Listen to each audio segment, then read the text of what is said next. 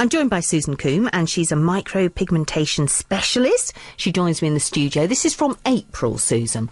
Hi, Charlie. In South Africa, I had this process done, but it was called permanent makeup, which is a little more user-friendly. I had my brows done, eyeliner, lip liner. I was wonderfully successful and lasts for about 5 years before it needs touching up again.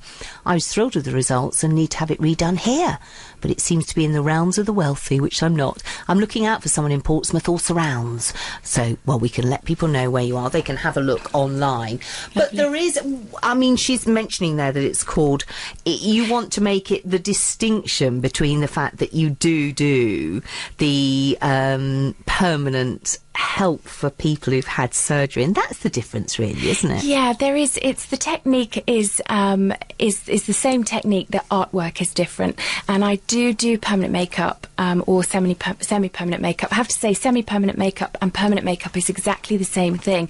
The artwork is semi-permanent, so it will fade and change colour with time, but we have to legally call it permanent makeup because it could always leave a haze of colour in the skin. Yes. So there may always be something there which would be permanent. But if we say it's permanent, then people wouldn't understand that it does fade actually with time. Yes, you're devilly sort of if you do or you don't, really, aren't you? So I'm always sort of saying, explaining to my clients the difference. And so I do the permanent makeup as well. But also it's the sort of work that I've recently been promoting is the medical work. Yes, which is fantastic. We've got a caller on the line. Put your headphones on that are just there. And we've got Anthea on the line. Hello, Anthea. Hello, Charlie. I know we have bullied you into coming on because you will be asking the question that lots of people are. What was it you wanted to ask? Well, I just a bit of background. I've had alopecia universalis for about 35 years, and when I was 60, I promised myself I would have my eyebrows tattooed. Yes. And I chickened out. I used to have nightmares of them being in the wrong place or badly done or dreadful. So I chickened out. And I'm still very interested in eyebrows and eyeliner. I've also heard that South Africa's a good place to go to get it done on the cheap. But I'm just curious as to the price, please. Oh, well, if you take into consideration the cost of the flight as well, then then we're not quite there. You were saying you were nervous about it. I like to book for an eyebrow procedure a 2-hour slot, and that's just to give enough time to choose a correct colour and to draw the brow on before we begin. Yeah. And so what happens is we'd sit down, discuss the sort of look that you were after. If you've got pictures of yourself when you had a brow, then we would that's a good idea. Yeah, we have a look at that. And if not, we sort of, you perhaps bring in some pictures of people's brows that you like. And then between that, we measure your face. It's quite mathematical and scientific, actually. We don't just sort of guess them.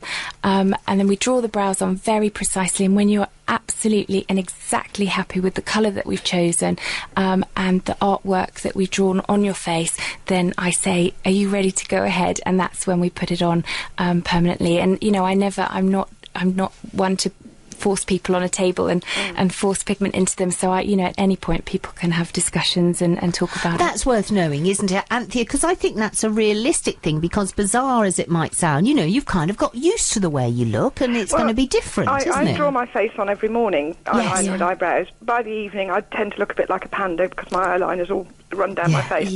And it constantly needs touching up and redoing. And if I sneeze, it always ends up on the bottom lid. I've tried false eyelashes and they just ping off because there's nothing to hold them. What sort of price are we talking? To give a ballpark, obviously we can't give an absolute. Ballpark for eyebrows is about £350 to £450. And from an eyeliner, you're talking sort of from £300 upwards, depending on each individual case and the look that we're after. And Anthea, was that sort of in the region you were thinking anyway? It was, because when I first inquired, it was donkey's years ago, and it was about 200 then, so it's really... That made about right, yes. Yes. OK, well, we'll give out the details later on. I wish you luck, Anthea. Thank you so much for your call. It is a worrying thing, but I think that's because people are... do take your headphones off because they slip.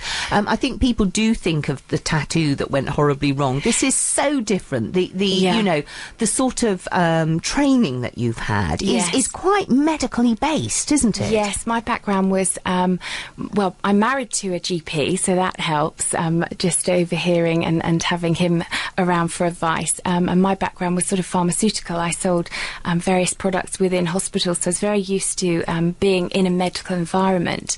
And the training I received, I trained with a company called Natural Enhancement in London. Fabulous, very amazing, inspirational woman, Tracy Simpson.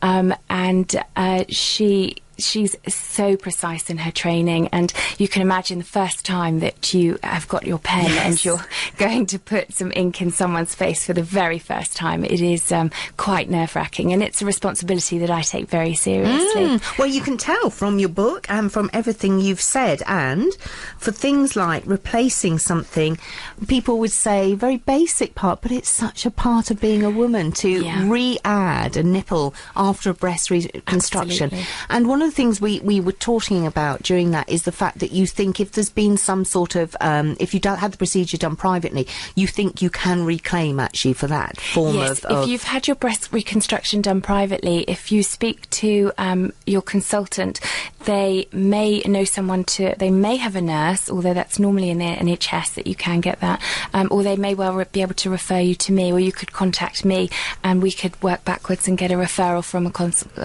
your consultant. Fantastic. And claim. So it is recognised as an important part of the reconstructive process on the breast now. There is a fabulous picture of you on the back of this, looking all scrubbed up and ready to go. Is there a website people could look at? Yes, and my website's www.enhancementclinic.com, and that's my company, is the Enhancement Clinic. And we're just about to open a clinic which is specifically for medical tattooing, and that's going to be at the Sarum Road Hospital with BMI Healthcare. So shortly, BMI Healthcare should have a web page as well. That's fantastic. I wish you the best of luck. I think it's fascinating, and I think you really are making a huge difference to women's lives. Thanks so much for coming in. That's Susan Coombe.